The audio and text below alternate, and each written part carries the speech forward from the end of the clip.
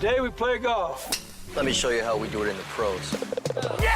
Welcome to Behind the Golf Brand Podcast. I never miss with the 7-iron. A conversation with some of the most interesting innovators and entrepreneurs behind the biggest names in golf. My friends were the golf clubs. I lived on the golf course. I lived on the driving range. From pro talk You should learn something from each and every single round you play. to fun from on and off the green. Why would you play golf if you don't play it for money? Just let me put the ball in the hole. This is Behind the Golf Brand Podcast with Paul Liberatore.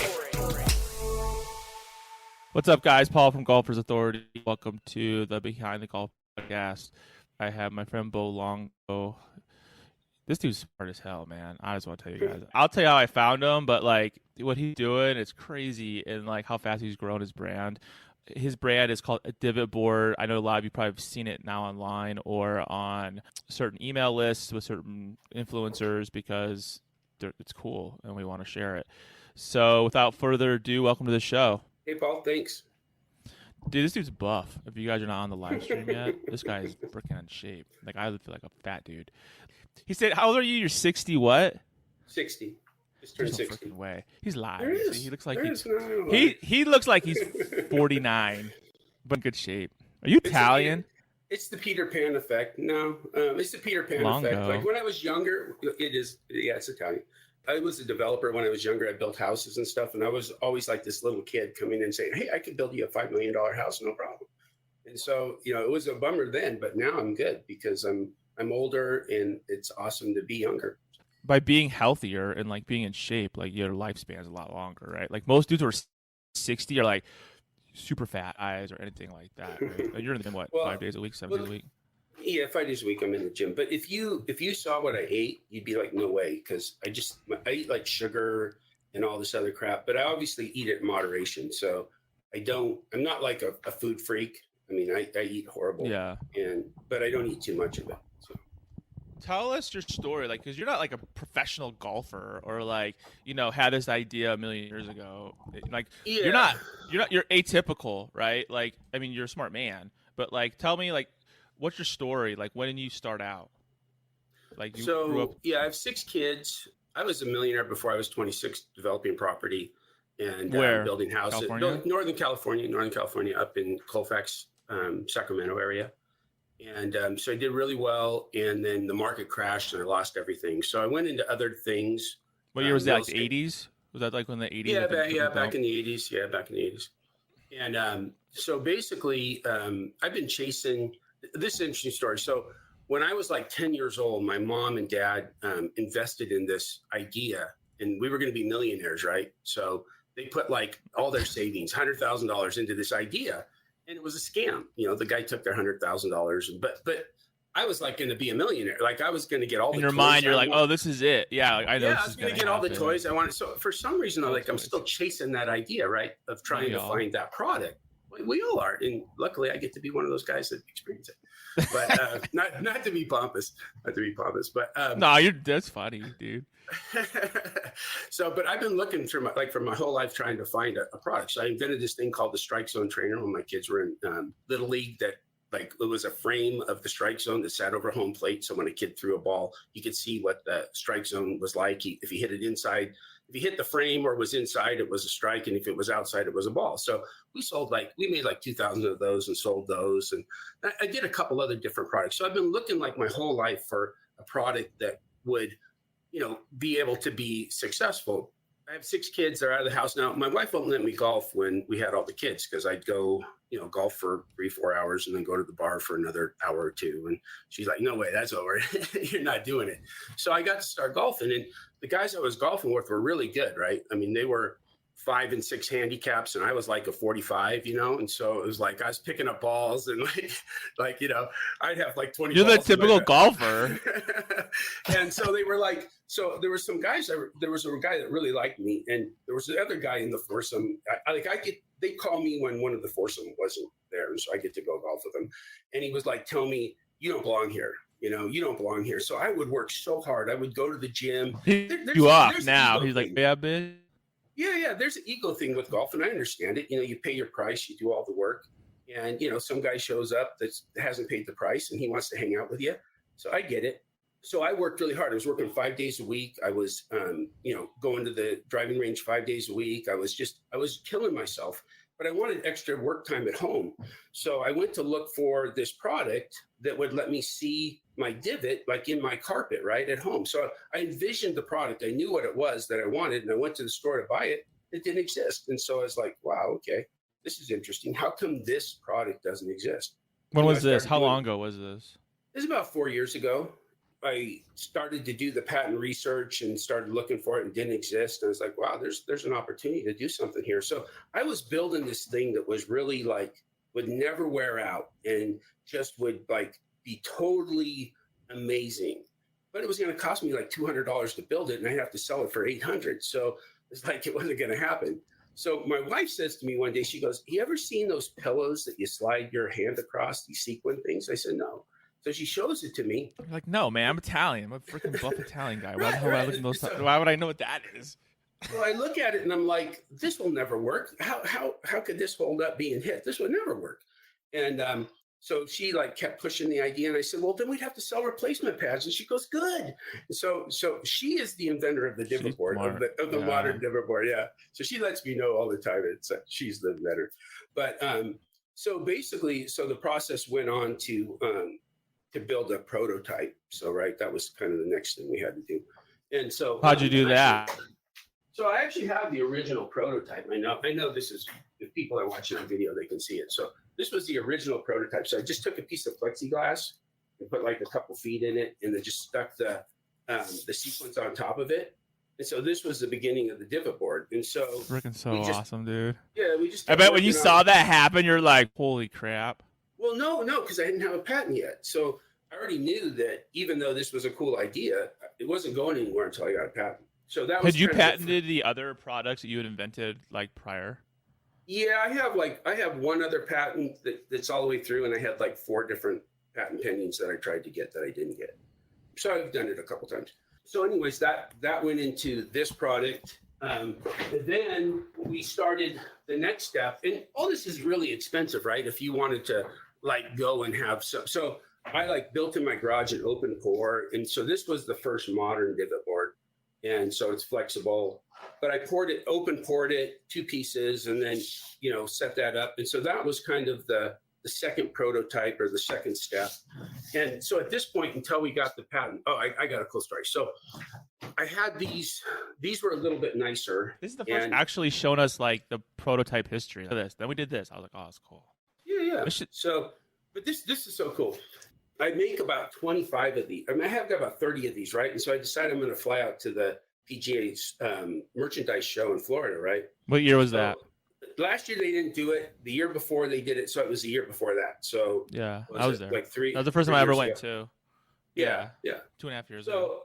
So I jump on a red eye from California to. It was horrible flight, red eye. Yeah, you wake up tired in Florida first thing in the morning. You're like, that's like God. The epitome of hell. Waking up and. There was one guy behind me we're all packed in like sardines, and there was one guy behind me who was like, when I'm sleeping, I was like doing some movement or something. And he's hitting on the back of my chair going, stop moving. I'm like, dude, back off. And so it was horrible. It was absolutely horrible. So anyways, I take like 20 of these. And so I'm in my hotel room. So I strap like 10 on my back, right? I strap 10 and I'm walking through the PGA Superstore, and I'm showing people this, right? And getting their feedback. And I'm collecting cards. I'm making all these great contacts. I hand out 30 of them. And I've got this. So on the last day. And you feel like a badass. You're like, oh, yeah, this is my big break. Everyone's going to buy it, right? Well, yeah. I mean, I'm just getting feedback. Right? I still don't have a patent yet. So we're not going anywhere with it yet. It's still, my patent attorney's telling me we're going to get the patent, but we don't have it yet. I'm walking through the whole place, and I'm collecting cards. I'm meeting some cool people. I meet some really awesome contacts. So I got this stack of probably like 25, maybe 30 contacts that I've made that I'm going to go home and just really build this business, right? So I had the bag, right? The bag that they give you, and I got all my stuff in it and all the stuff I've been collecting.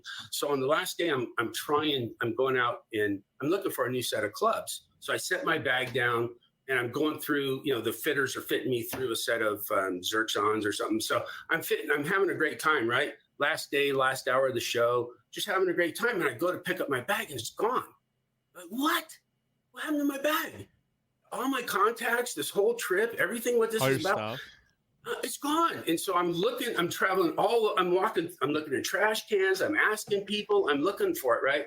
And so I'm there for like an hour after the place is closing down. They're tearing the place down. It's over. And I'm just walking around in a daze looking for my bag. Right. And so I'm just so bummed, so devastated. I get back to the hotel and this guy calls me on the phone and he says, hey, somehow I picked up your bag. I go, dude, thank you. That's so awesome. And he goes, I'll ship it to you.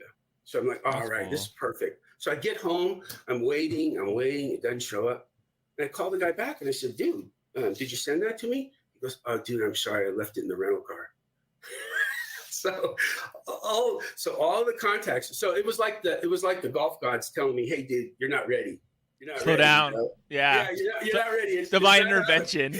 Like literally, it's like, right. Dude, you're not ready. So anyways, that was all cool. It all worked out fine. But yeah, that was an interesting experience to go and do all that and get to meet some real. I mean, that's the great part. I about love golf, it. is there's so many great people. There's so many cool people, like nice people, like just normal, nice people. Like, I gotta remember, it's a game, right? So, and if you're not in, like, if that's not your profession, then it's fun because you're like, okay, I like playing this game. It's fun. I like doing my friends. Then you get to go and see all the cool brands. But if you're there to work, it'd probably blow. You know what I mean? Right. Well, yeah, and that's kind of where I'm at. So I was golfing like crazy. And, I golfed for probably 3 years, really hard, every day. As hard as I could to get as good as I could. And, I broke 80 like twice. And, that's good. But since this DIVOT board took off, like probably you're plus now again. 8 months ago, I haven't been able to go to the golf. So then what happened then? So that was the show. And then when So, after that show, then we just continued to develop. Right. So then we went into this is our, I went ahead and spent the money. I spent like $55,000 for a mold and started doing all the things that it took. But I had a patent then, right? My patent came through, so I knew I had a patent. So then we went ahead and, made the mold. We made it what it should be. This is our retail packaging that's going to be going into the PGA Superstores and, different retail stores. So when's that going to happen? They're doing the test like next month. And so dude, you're gonna sell out, bro. Like, well, but that was the problem. Like when we first started, we were at we had 1,200 orders in back order. And so that sucked. And that was for like a month and a half. And so we're trying to not have that happen, but we're working as hard as we can. We're making like $5,000 a month right now, going to $10,000 a month by November. But yeah, we're probably going to run out, but it's just it's a good problem to have. It's a double-edged sword, right? Because like you're selling out, but then it's like you're selling out for the right reasons, but it's hard to, especially when you're trying to launch, right? Like really launch and kill it, and then all of a sudden you're like, oh, sorry, we're on back order. It's like right.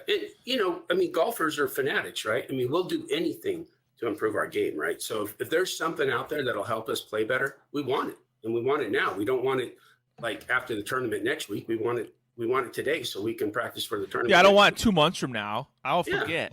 Some other it's shiny object, right? For golfers, shiny object syndrome. It's like, oh, that looks cool.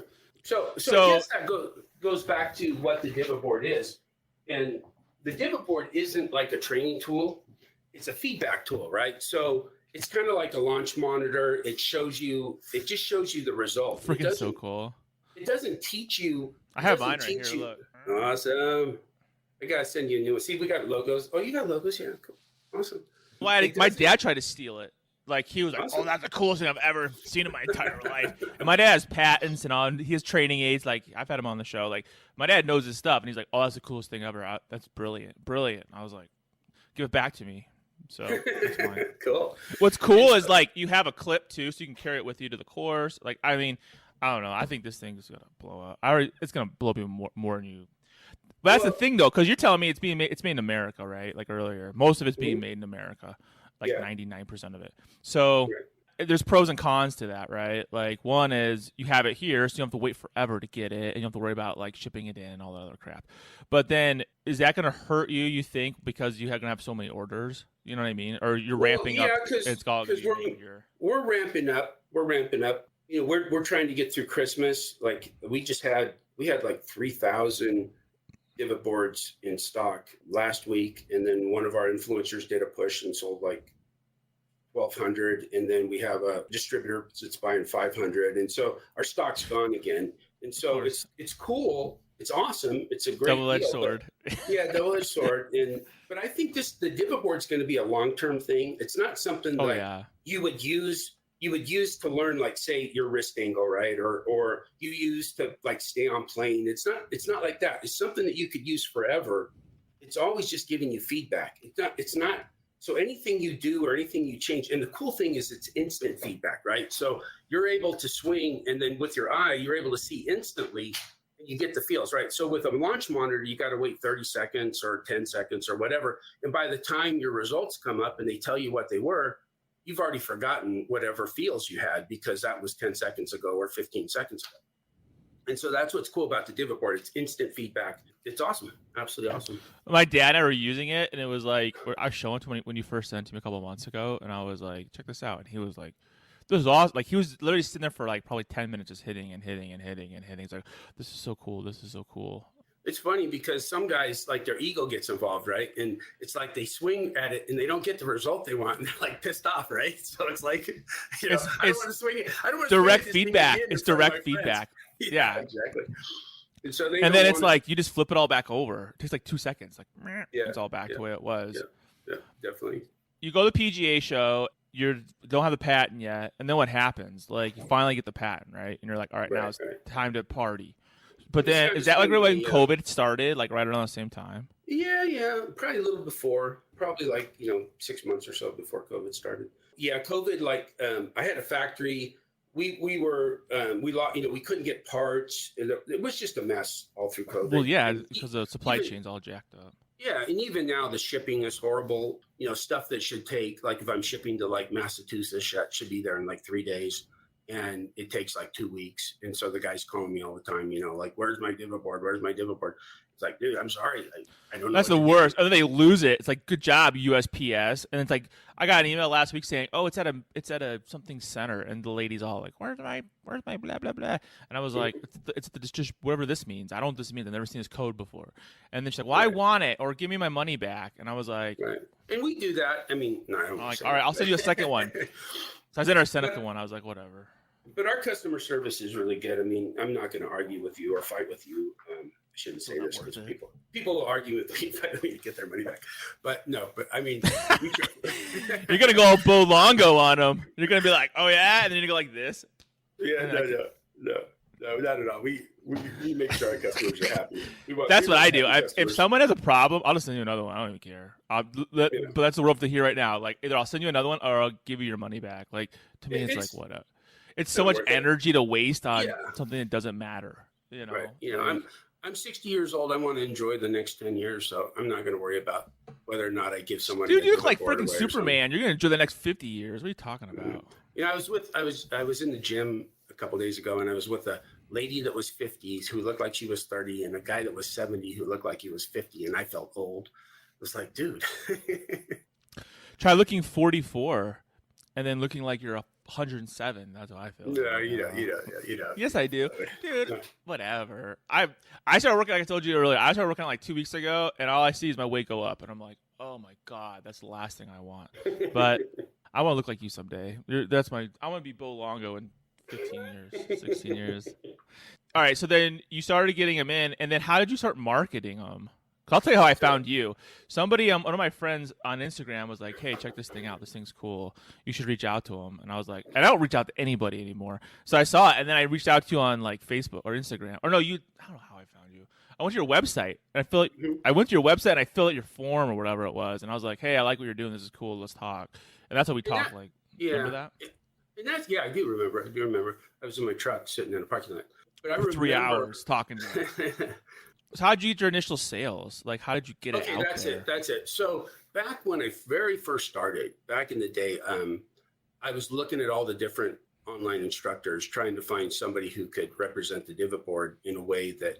And so Adam Young, I don't know if everybody knows. Oh, I know Adam. Is, but yeah, he's cool. So Adam is like really a contact guy, right? He's all about contact. I mean, that's where everything begins and ends with him is contact. So I called him up one day and I said, hey, Adam, I want to send you a divot board and have you look at it. And he says, I'm in Europe and I'm moving around. And so we lost contact for like 6 months or 8 months, and finally reached back out to him again. I was able to send him a divot board, and he loved it. And so that's kind of how it started with him.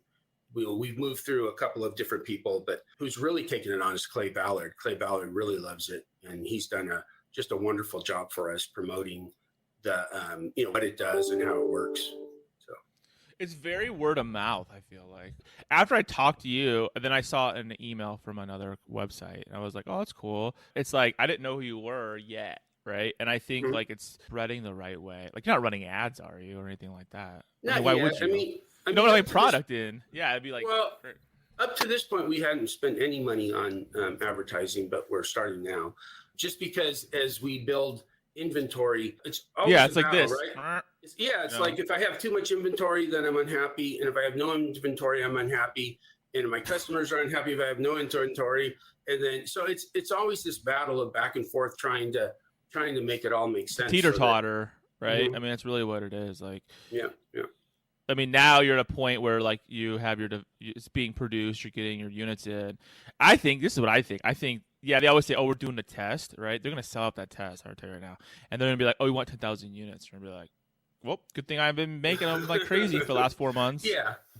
And that's kind of where we're at. I think it's a new idea. There was another product out there called AccuStrike that kind of was when I started the divot board, it wasn't there. It's kind of like, I think about the time that when the airplane was out there, it was like 5 guys all over the world that were building airplanes, right? And they didn't know each other. They didn't talk to each other. Somehow the cosmos said, hey, we're going to put an airplane in the world, right? So somehow this idea came out. So when I was coming up with this idea, the AccuStrike guy was coming up with his idea all kind of at the same time.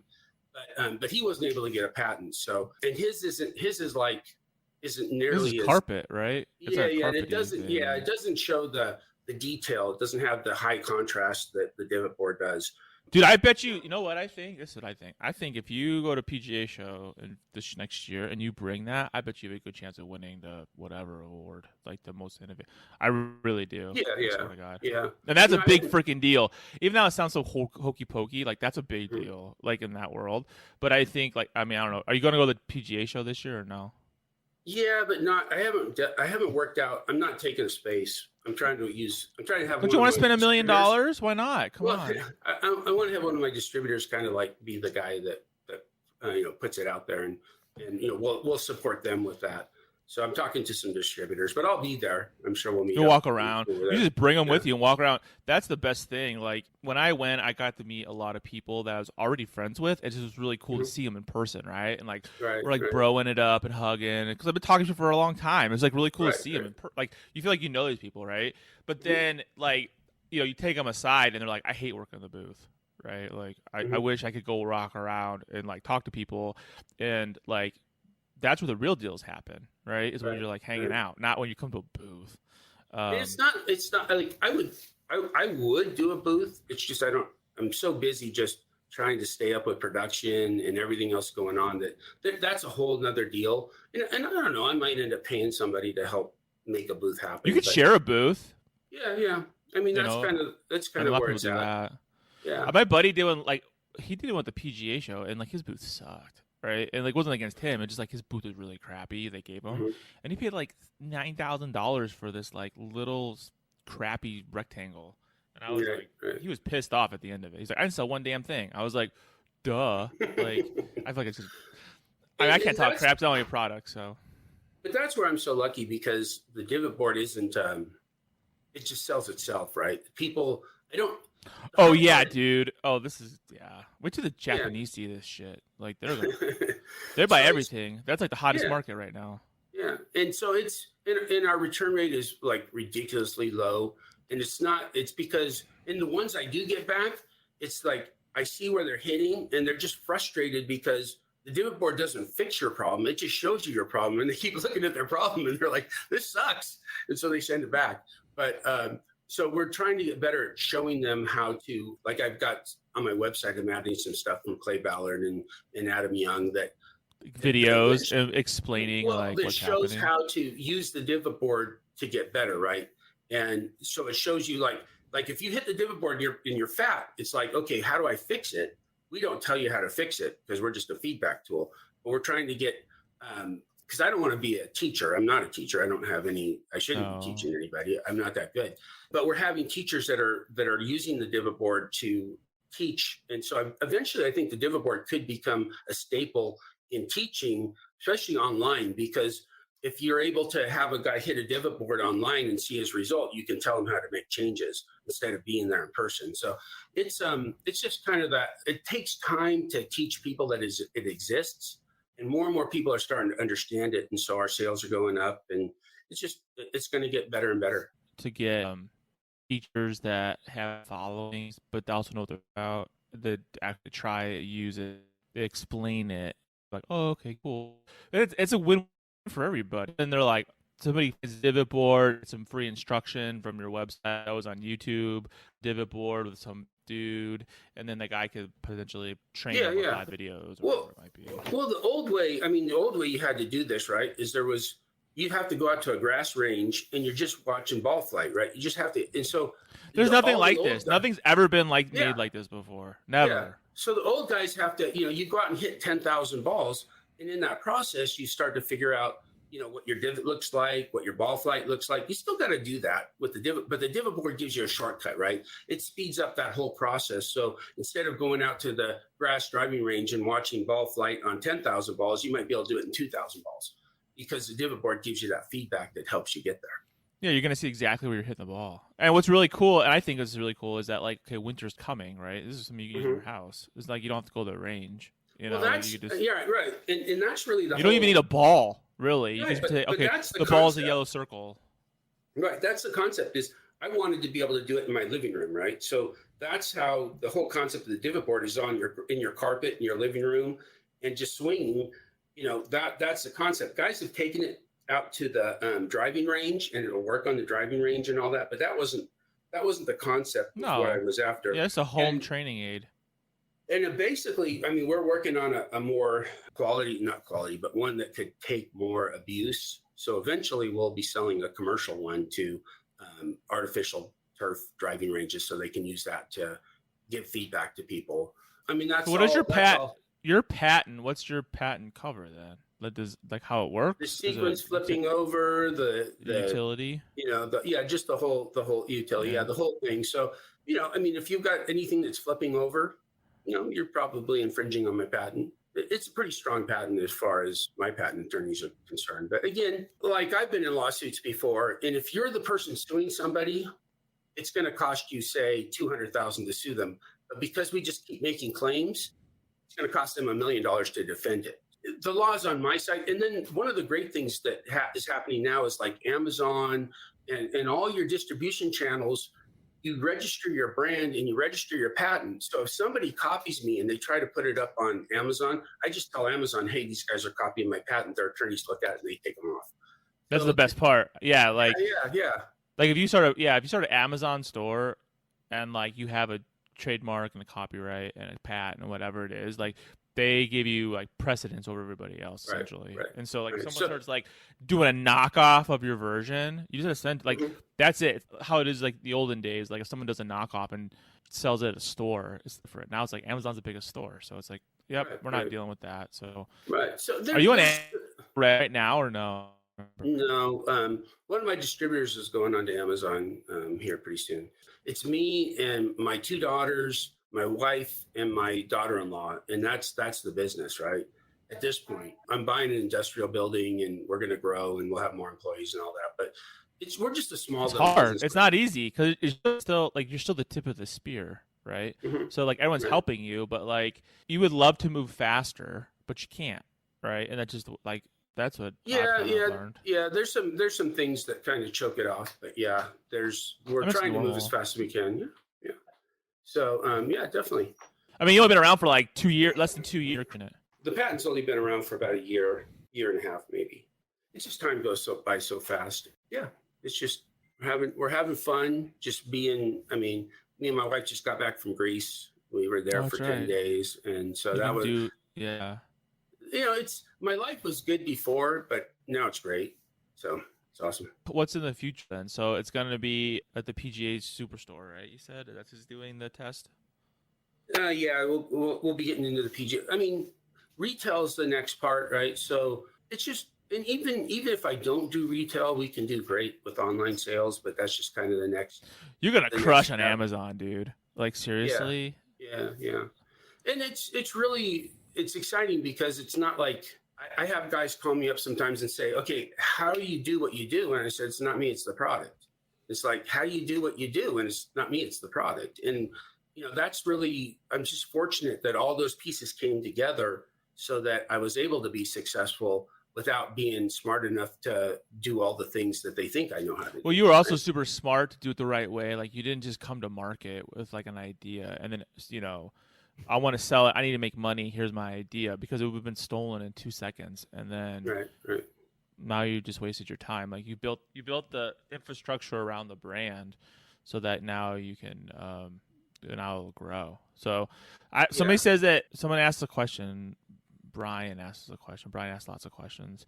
He goes, are you going to do any other kind of features with the divot board? Like, like that you're thinking about doing? Don't understand. So like, are you going to be like, you said you're making a bigger, like a larger version, right? For like a No, I don't know if that'll happen. I mean, it doesn't matter. I mean, regardless, the ball is only that big, right? I know, right? If the divot board's bigger, it's not really going to help you. But we do have a product coming out that is going to show you, that's going to allow you to hit the divot board below your feet and above your feet. So, when you first start golfing, and this is a misconception I think a lot of people have, is it's like, they want to teach you on a level surface so you can get your swing plane down and you're all set up, but you never hit anything level on the golf course. There's nothing level. Even the tees are slanted, otherwise they flood, right? So the ball's always above your feet or below your feet on the golf course, always. And so the concept that everything should be level is just a practice concept. It's not a real concept once you go out to the course, right? I always struggle with, if the ball is below my feet, 4 or 5 inches, or the ball's above my feet, what do I do? How do I do that? Me too. It's on a hillside and you're like, oh crap, what do I do? Right. And so we've got a product coming out where you can set the divot board on one side and your feet on the other, and it's above your feet, or you can flip it the other way and it's below your feet. So that's a product that's coming out. And then we have another product that we're working on a patent for right now that shows low point on the driver. We'll have some stuff coming out. This is pretty cool. I don't know how successful those will be, but I think what I like about your website too, which I thought was like brilliant, was like you have that GIF or whatever of like just the divot board changing color, right? Like that just like without saying anything, that literally shows you how the whole product works. Like you know what I'm saying? And that's because, like, I used to, when I first had the prototypes, I'd go out to driving ranges, right? I'd just go out to a driving range and just walk down the driving range. And if somebody wanted to talk to me, I'd show them the divot board and I just set it down and hit it. And that's all it took, right? I didn't have to say anything else. You don't say anything. You don't have to explain it. It does itself. Right. It explains itself. And that's the awesome part. Definitely awesome. I love it. So where can people find you right now if they want to buy a divot board? It's just divotboard.com, DIVOTBOARD.com. I love it. I think it's legit, dude. This thing's freaking so cool. In 2 years, you're gonna be like, you're already gonna be crushing it. You're going to like Greece for 4 weeks instead of 10 days because you can afford it. So our price right now is $119.99. We are raising the price on the 15th to $129.99, and that's just because we have a limited supply and we're actually trying to slow sales down a little bit. That's what you were telling me before. You're like, dude, I'm not really advertising this thing because I don't have it. I only have so much product left. Right. It happens to a lot of people. It pisses people off because it's a lot of money. It is a lot of money. It's to the value, right? If it gives you that value, if you spend $129 on something, if it gives you that value of $129, it's worth it, right? So anybody that wants to buy a divot board should buy a divot board before the 15th and save $10.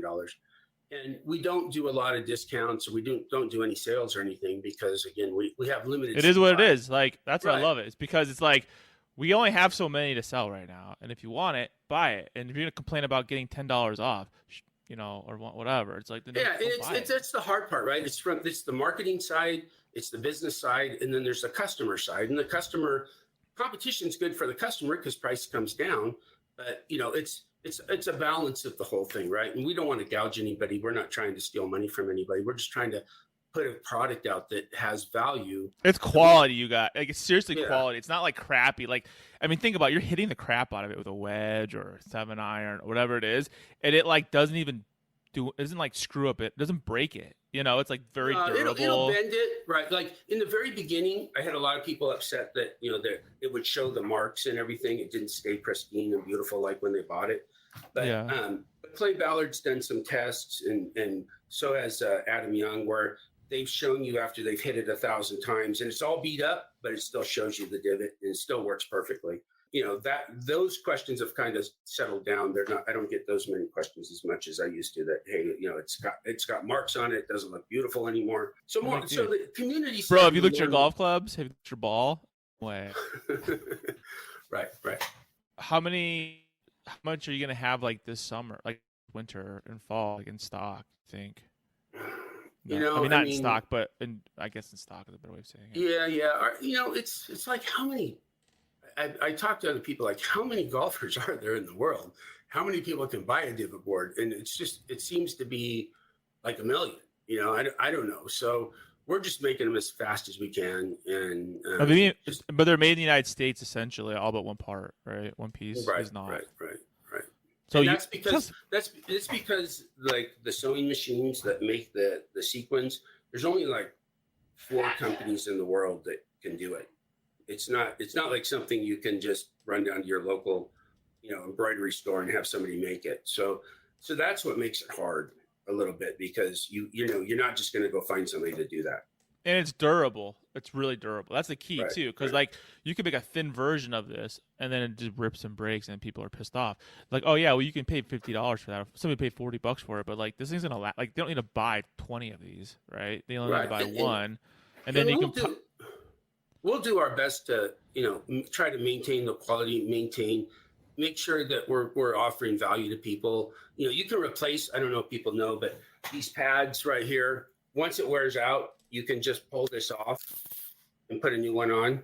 We have some custom ones coming out, like special training ones, where when you flip it over, there's like color underneath it, which is specific to us person training, like Adam Young is talking about design. We have a design for him that would be specific to his training.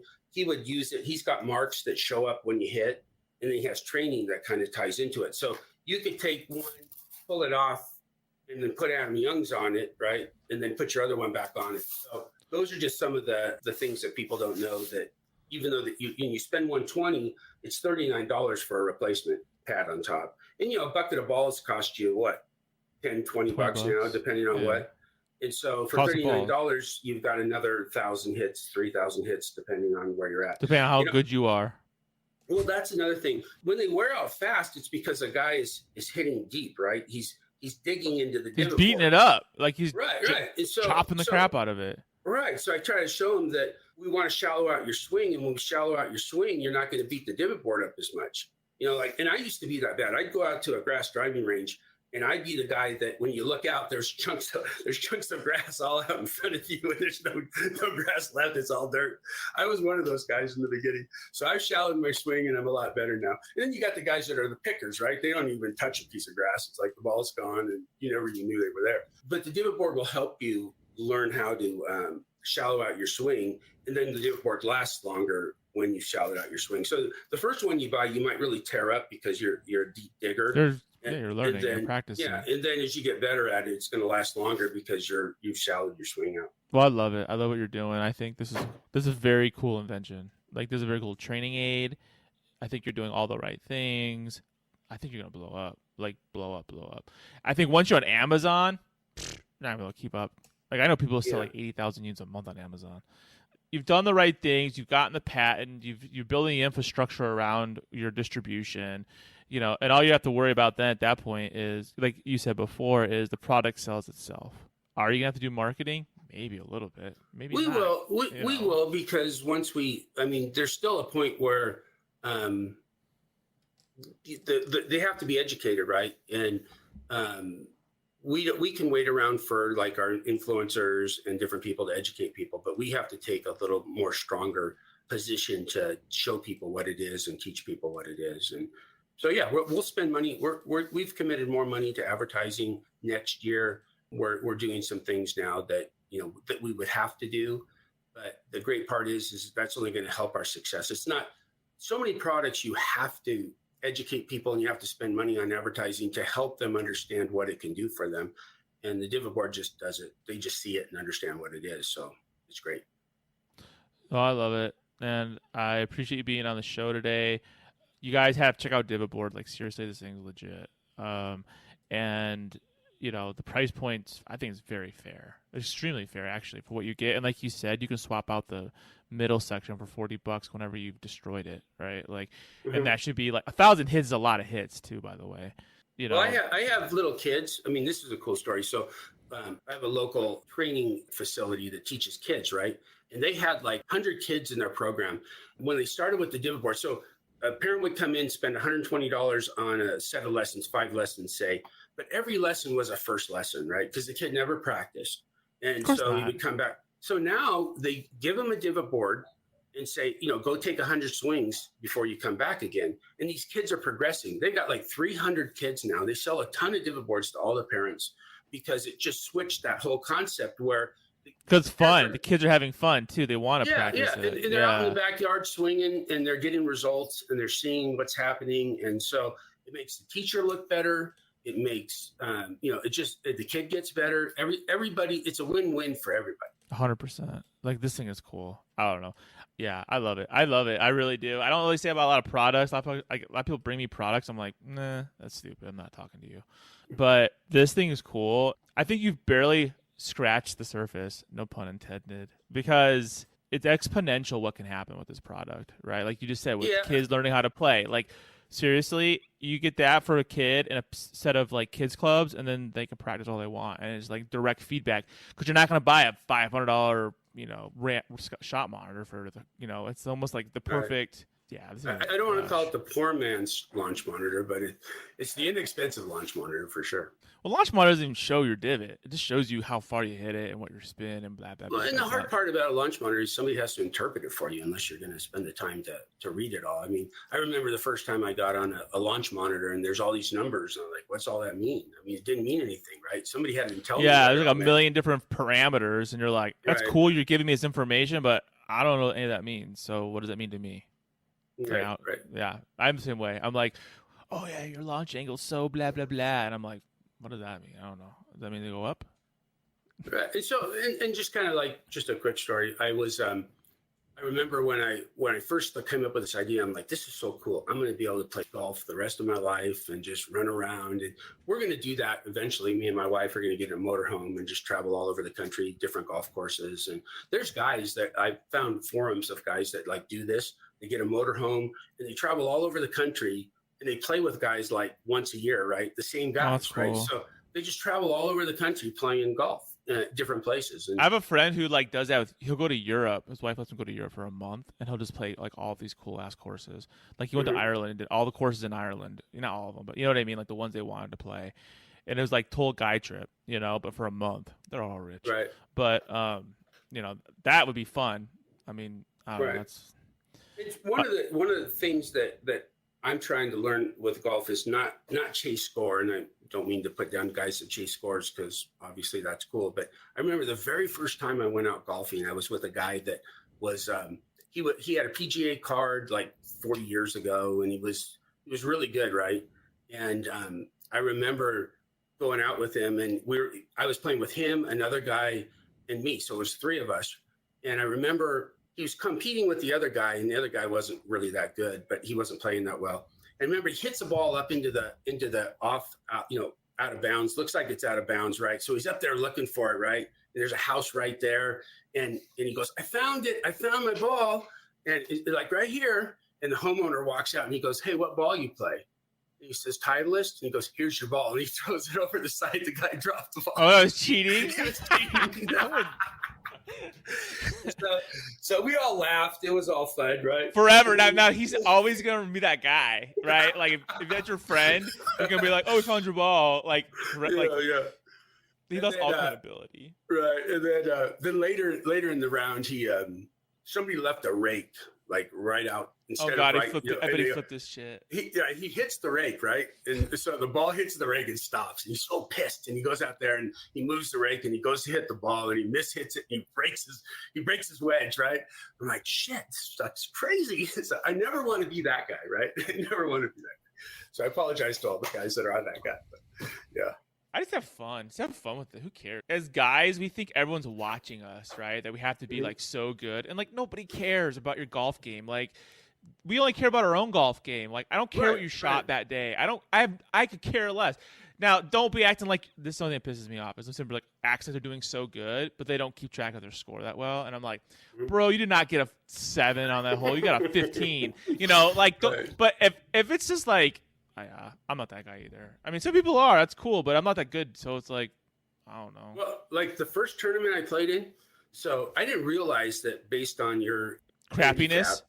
Yeah, your crappiness. They put you together. That's literally what it is. So, yeah. So I went out with the last guys, right? So I'm with these horrible guys, and I'm playing well, but there's one guy that wanted to beat me. So I was like cheating. I was horrible. It was like he just kept attacking me, right? Because he wanted to beat me, right? And I'm like, dude, back off.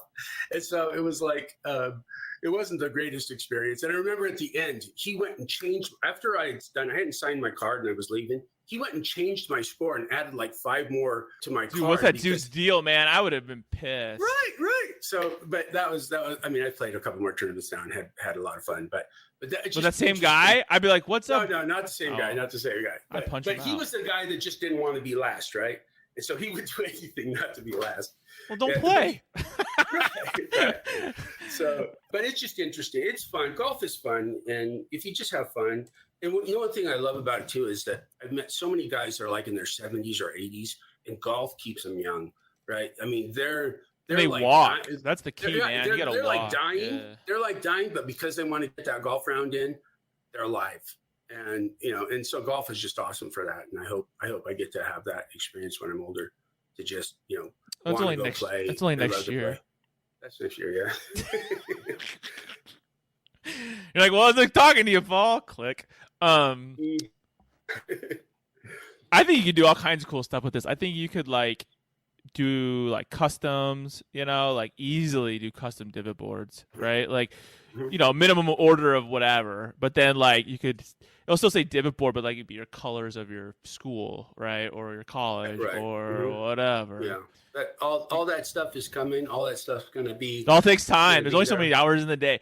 Dude, trust me, I have so many good ideas. That's like I only have 2 hours to work on it.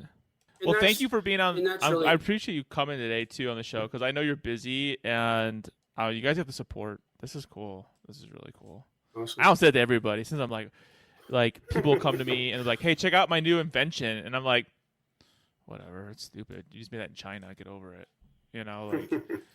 But this is I think you're doing all the right things. I really do. Well, thank you. Thank you. And I also think that even though it's taking a little bit of time, it's not really in the grand scheme of it because you've overcome so much in like 3 years or 2 years or however, like this thing is ready to this thing's primed, so it's like because once it goes crazy, you're going to be busy as hell, right? Like just making sure production. I'm busy as hell already, but yes, it's going to be even crazier for sure.